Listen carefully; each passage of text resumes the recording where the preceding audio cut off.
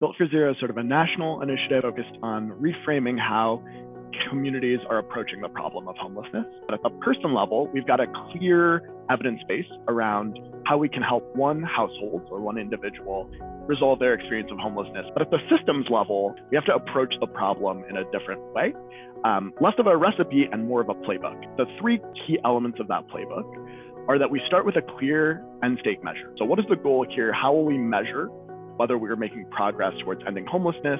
How do we define an end to homelessness? Is there a quantitative measure, qualitative? And how do we think about that also, crucially, in terms of equity, right? Next, we need quality data to be able to track progress. We have to have some way that we know whether what we're doing is moving the needle, and moving the needle as defined by getting us closer to that end state goal.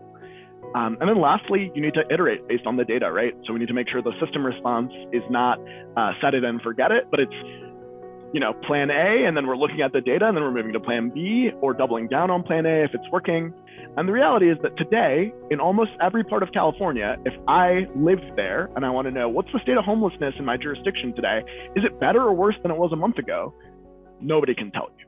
For a long time, we've been thinking about this as a problem that we approach with charity, right? We're working to make sure that we can serve a lot of people, but we're not thinking about this as a solvable problem, and to expect meaningful progress and to ask folks, how are we doing? How is the situation being improved? And what are you doing about it? Make sure that they're talking about data around outcomes and not just outputs, right? But how many more people are there to be helped? And is that number shrinking over time?